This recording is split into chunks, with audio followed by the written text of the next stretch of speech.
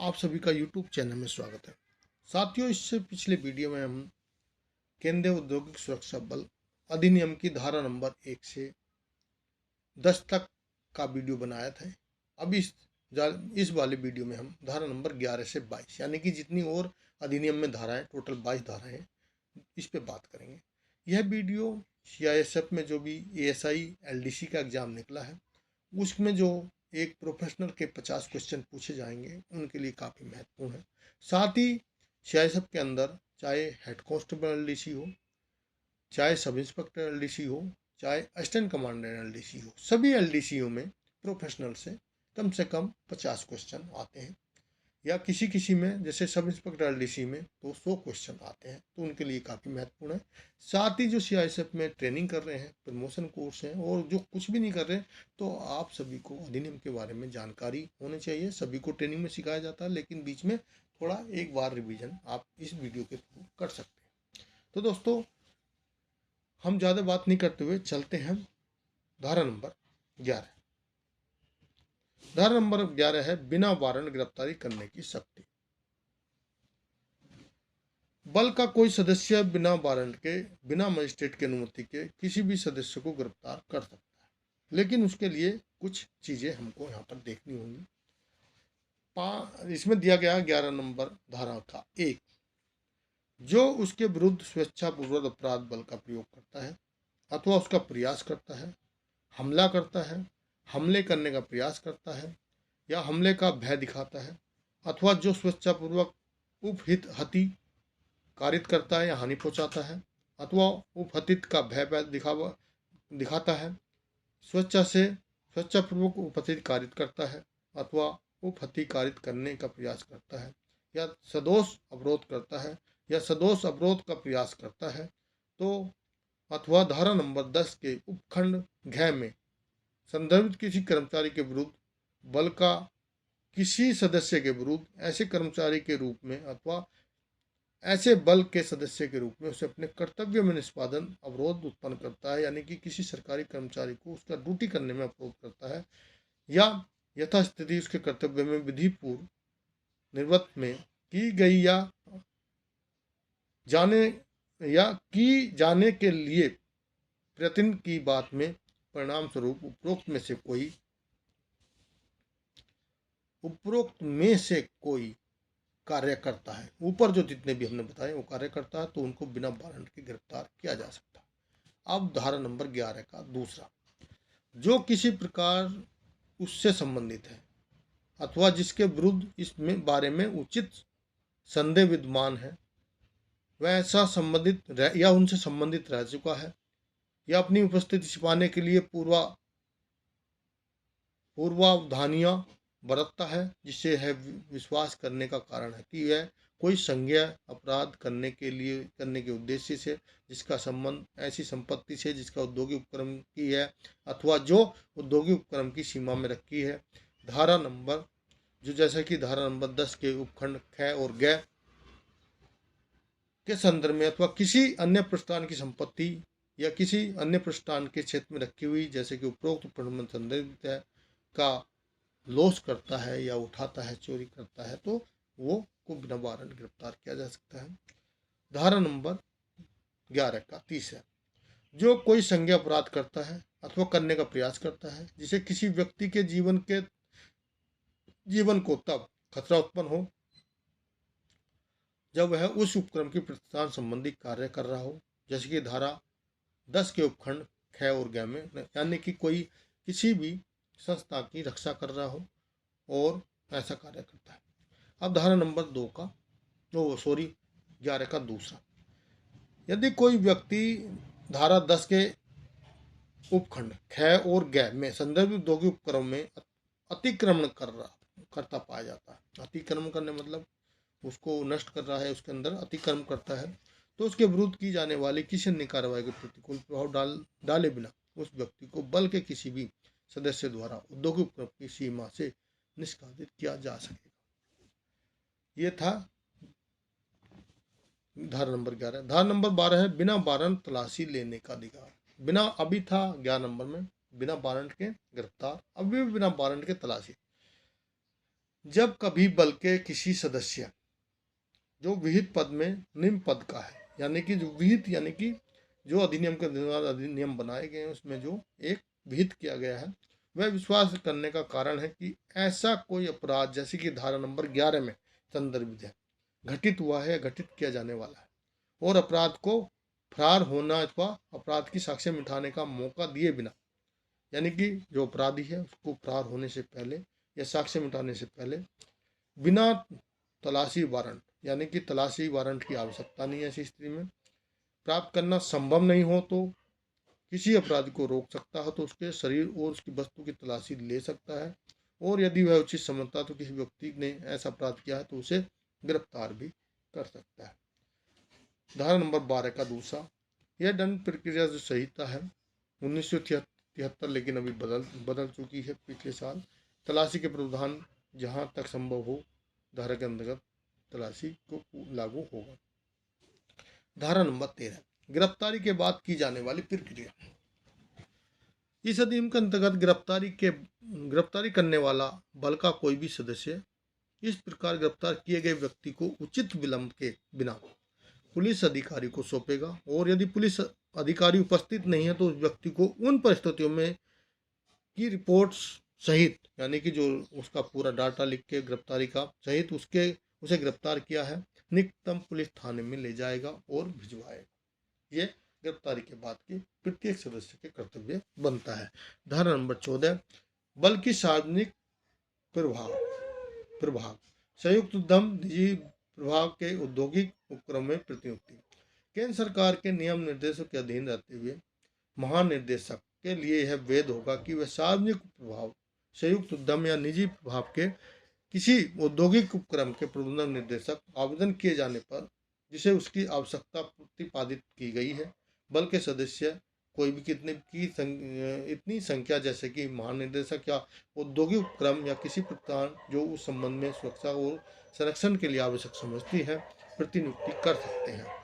और इस प्रकार प्रतिनियुक्त किए गए बल के सदस्य उपक्रम के प्रधान निर्देशक में प्रभाव में रहेंगे। परंतु यह है कि ऐसा उपक्रमों में मामलों में जो स्वामित्व के नियंत्रण में या अस्तित्व में है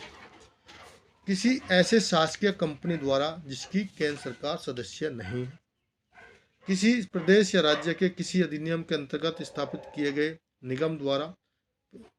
इस प्रकार के कोई आवेदन तब तक विचार नहीं किया जाएगा जब तक कि आवेदन के लिए राज्य सरकार की सहमति नहीं ली गई हो। यह यहाँ तक उपक्रम स्थित है। अब दूसरी धारा, यदि महानिदेशक का मत उपधारा 1 के अंतर्गत परिस्थितियों के जिनके कारण बल के सदस्यों की प्रतिनियुक्ति आवश्यक थी समाप्त हो चुकी है अथवा किसी कारण से आवश्यकता हो गई है, तो वह औद्योगिक उपक्रम के प्रावधान निर्देशक को सूचित देकर बल के इस प्रकार प्रतिनियुक्ति सदस्यों को वापस बुला सकता है। परंतु यह और प्रबंधन निर्देशक द्वारा महानिदेशक को 3 माह की लिखित सूचना पर इस प्रकार प्रतिनियुक्ति बल के सदस्यों को वापस बुलाया जाए तो उसकी तिथि को जो उस सूचना में दी गई है अथवा उससे पूर्व की तिथि को जब वापस बुला लिया गया तो प्रबंधक निर्देशक को बल के प्रभाव में मुक्त कर दिया जाएगा। धारा नंबर 13 का तीसरा, बल के प्रत्येक सदस्य जब वह प्रतिनियुक्त पर अपने कर्तव्य का निष्पादन करता है उन्हीं अधिकारियों और शक्तियों का अधिकारी है,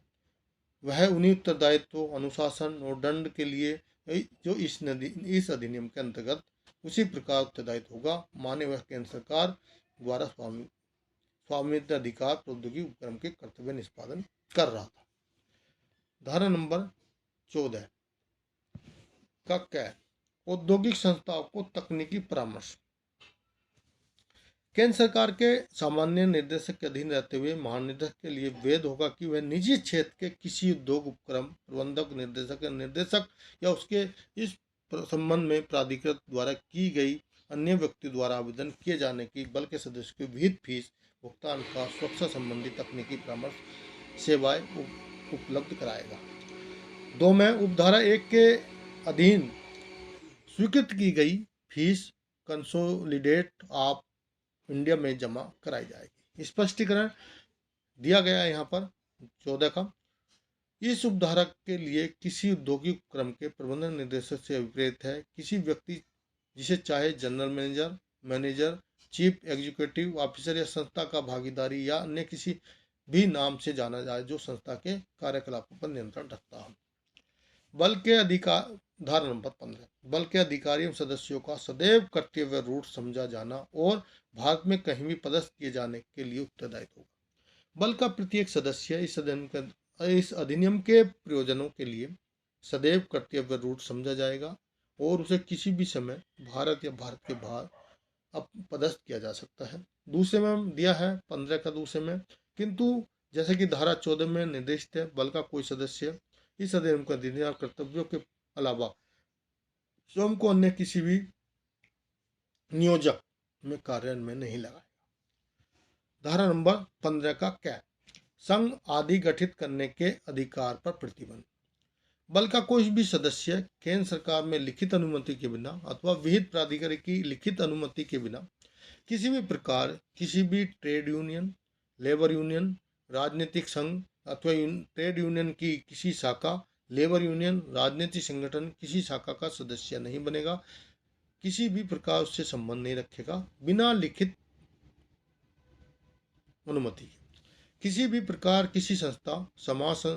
समाज, संघ या संगठन जिसमें बल का भाग होने के रूप से पूर्व से मान्यता नहीं दी गई है अथवा जो पूर्ण रूप से सामाजिक, मनोरंजन पूर्ण अथवा धार्मिक प्रवृत्ति का नहीं है, से न तो संबंधित होगा न ही वह सदस्य होगा। यानी कि यह कहा गया है, अगर आप किसी संस्था यानी कि संस्था जैसे एनजीओ होते हैं, ट्रस्ट होते हैं, सोसाइटी होती है, समाज या कोई एक संघ या संगठन है जिसका आप कोई भी सदस्य नहीं बन सकते, लेकिन उनमें भी वो है जो सामाजिक है, सामाजिक तौर पे समाज के प्रयास के लिए कार्य उनमें है, तो उसमें आपको हो सकता है। जो दुनिया का आप मनोरंजन पूर्ण कार्य धार्मिक प्रवृत्ति के में शामिल हो सकते हैं, इनके लिए छूट है। दो का क्या, किसी भी प्रकार प्रेस या प्रकाशन व किसी पुस्तक अथवा किसी अन्य दस्तावेज का प्रकाशन नहीं कराएगा, सूचित नहीं करेगा सूचित नहीं करेगा सिवाय उनके जब इस प्रकार की सूचना अथवा प्रकाशन अपने कर्तव्य में सद्भावना निष्पादन के लिए अथवा जो शुद्ध रूप से साहित्य कलात्मक वैज्ञानिक प्रवृत्ति की अथवा वेद की गई प्रवृत्ति का, यानी कि जब तक नहीं करेगा जब तक उसको बताया नहीं जाएगा। वो कर सकता है जो उसको आदेशित किया जाए। स्पष्ट में जब भी किसी समाज, संस्था अथवा संगठन के बारे में यह प्रश्न उत्पन्न होता है कि यह पूर्ण रूप से सामाजिक, मनोरंजन, धार्मिक प्रवृत्ति की है, तो जैसा कि खंड 6 में वर्णित है, तो ऐसी दशा में केंद्र सरकार का निर्णय अंतिम होगा। तो उसमें केंद्र सरकार निर्णय देगी कि इसका सदस्य रह सकता है अगर कोई क्या है, सामाजिक है, मनोरंजन, धार्मिक तरह के संघ है या संगठन है। बल का कोई सदस्य किसी भी सभा या किसी प्रदर्शन किसी प्रकार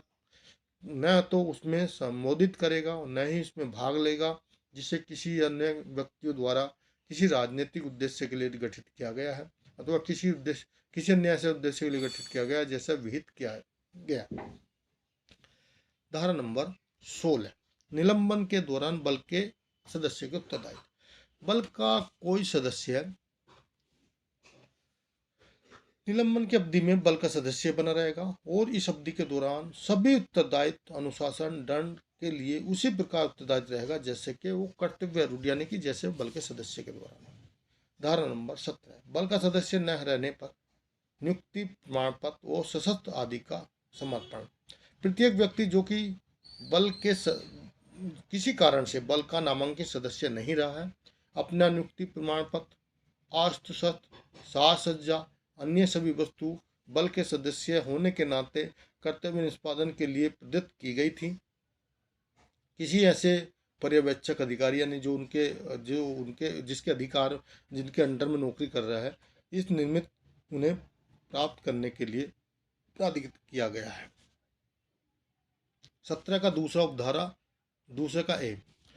के निर्देशों यदि कोई व्यक्ति उपेक्षा करता है या जानबूझकर नियुक्ति प्रमाण पत्र नहीं देता, आश्वस्त नहीं देता, साज सम्मानना नहीं देता, आवश्यक वस्तु नहीं देता या अपने कर्तव्य के निष्पादन के लिए दी गई थी तो उन्हें प्रदत्त नहीं करता, तो दोष सिद्धि होने पर उसे 1 माह तक के कारावास अथवा 200 रुपये तक के जुर्माना अथवा दोनों दंडित किया जा सकता है। तीसरा धारा में जो दिया गया है, इस धारा में कोई बात किसी ऐसे वस्तु पर लागू होगी जो महानिदेशक के आदेश के अनुसार उस व्यक्ति द्वारा पश्चात की गई हो चुकी है। धारा नंबर 18, कर्तव्य इत्यादि की उपेक्षा के लिए शास्त्रित। धारा 8 के प्रावधानों पर प्रतिकूल प्रभाव डालने बिना बल का कोई सदस्य जो कर्तव्य के किसी अतिक्रमण अथवा किसी नियम या विनिमय अथवा किसी प्रदर्शक अधिकारी द्वारा दिए गए विधि पूर्ण आदेश का जानबूझकर उपेक्षा करना या भंग करने का दोषी अथवा अपने पद से कर्तव्यों के बिना अनुज्ञा अनुपस्थित हो जाता है, अथवा जो छुट्टी से ऐसे छुट्टी का अवसाद होने पर बिना युक्ति युक्त यानी बिना कारण के कर्तव्य पर उपस्थित नहीं होता अथवा बिना प्राधिकारी के अपने बल के कर्तव्यों से भिन्न किसी नियोजक में लगता है अथवा जो कार्यकारिता का दोषी पाया जाता है उसे बल की अभिरक्षा के लिए किया जाएगा। दोष सिद्धि होने पर उसे 1 वर्ष से अनधिक की कार्य अवधि के लिए कारावास से दंड दिया जा सकता है। दंड प्रक्रिया संहिता 1973 जो कि बदला किसी बात के होते हुए भी धारा के अंतर्गत दंडनीय अपराध संज्ञेय और अजमानतीय होगा। दूसरे में दिया गया है 2 का क्या, इसमें दंड प्रक्रिया संहिता जो 1973 में किसी बात के होते हुए केंद्र सरकार समादेशन को किसी भी श्रेणी के मजिस्ट्रेट के प्राधिकार प्रदत्त कर सकती है, यानी कि मजिस्ट्रेट की शक्ति दे सकती है, जिसका उपयोग दल के किसी नामांकित सदस्य द्वारा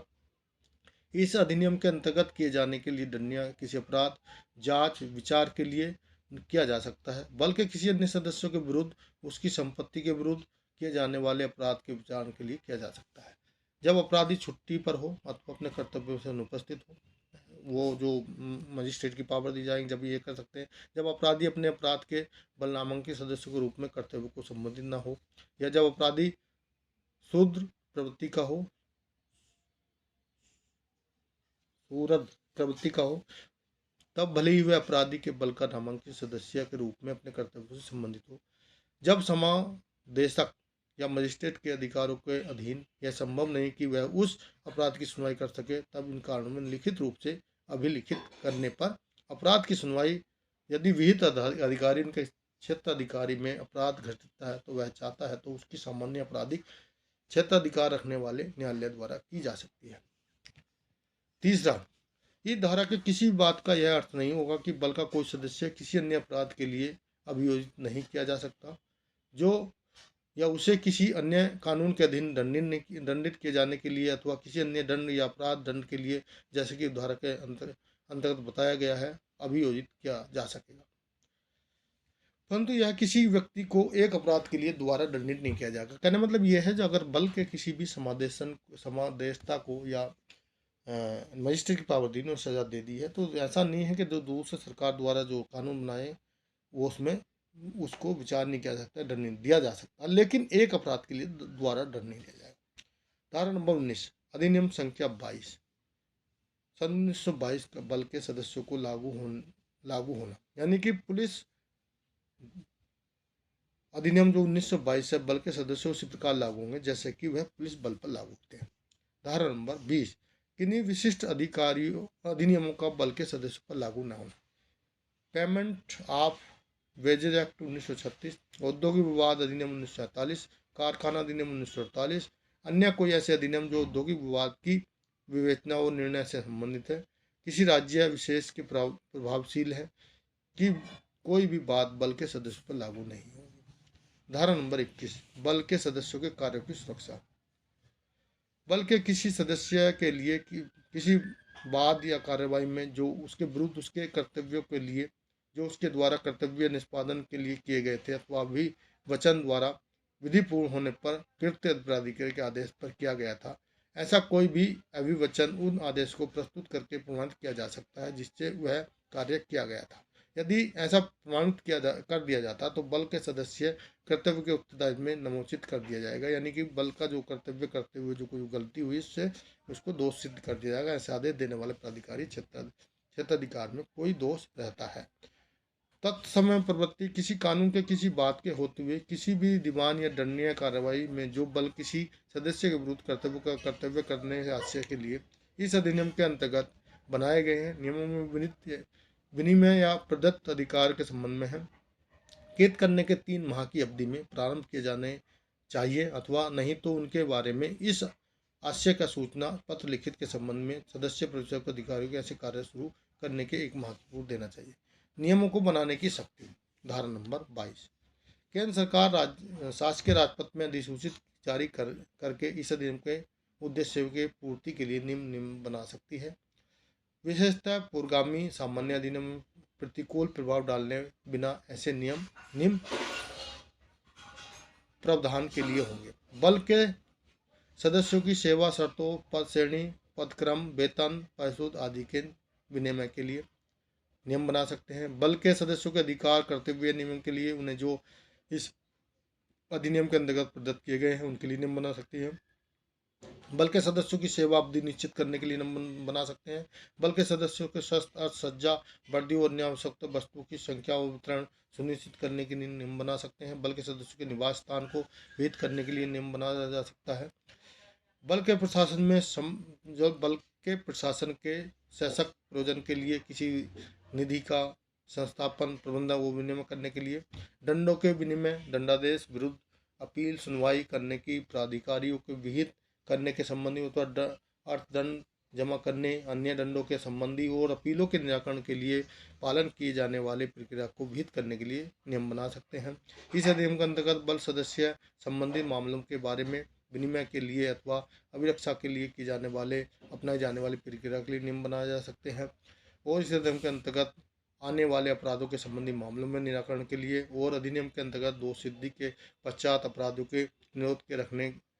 रखे जाने वाले स्थान के निर्दिष्ट के लिए नियम बना सकते हैं। धारा नंबर 9 की उपधारा 2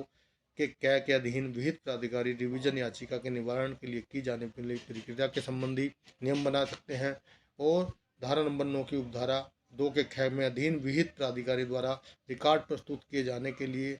की अवधि की उक्त प्राधिकारी जांच करने की प्रक्रिया के लिए नियम बनाए जा सकते हैं। इसमें अलग अलग जो धाराएं दी हैं उनमें आपके द्वारा इसमें नियम बनाए जा सकते हैं। जैसे ये बता देते हैं, धारा नंबर 14 की उपधारा अधीन तकनीकी परामर्श सेवा के लिए भुगतान की जाने वाली फीस के लिए नियम बना सकते हैं। किसी भी अन्य मामले में जिसे विहित किया जाना है अथवा उसके संबंध में अधिनियम के अंतर्गत नियम बनाए जाते हैं। इस धारा के अंतर्गत बनाए गए प्रत्येक नियम बनाए जाने के पश्चात यथाशीघ्र संसद के प्रत्येक सदन के समक्ष वह शस्त्र को जो 30 दिन की अवधि में रखा जाएगा, जो एक शस्त्र में 2 या अधिक अनुक्रमण शस्त्रों में पूर्ण होगी। यदि उस शस्त्र में पूर्वोत्तर अनुक्रमण यानी कि जो भी नियम बनाए वह संसद में रखे जाएंगे। शस्त्रों को ठीक के बाद शस्त्र आभूषण की पूर्व दोनों संसदों की अनुमति के बाद परिवर्तन करने की सहमति मिल जाती है, तत्पश्चात ऐसे परिवर्तन रूप से प्रभावित होंगे। यदि दोनों सदन इस पर सहमत होते हैं तो यह नियम नहीं बनाना चाहिए, तो तत्पश्चात यह निष्पादित हो जाएगा। यानी कि संसद के अगर दोनों सदन उस पर राजी नहीं होते तो वह बनाया नियम भी निष्पादित हो जाएगा। किंतु नियम के ऐसे परिवर्तन निष्पादन होने से पूर्व अधीन के पहले ही किसी बात की मान्यता पर प्रतिकूल प्रभाव नहीं पड़ेगा। पहले जो है बने हुए जो पारित हो रखे उन पर कोई प्रभाव नहीं पड़ेगा। तो दोस्तों आज की वीडियो में इतना ही। वीडियो अच्छी लगी तो वीडियो को लाइक करें, दोस्तों को शेयर करें, चैनल को सब्सक्राइब करें। वीडियो देखने थैंक यू, धन्यवाद।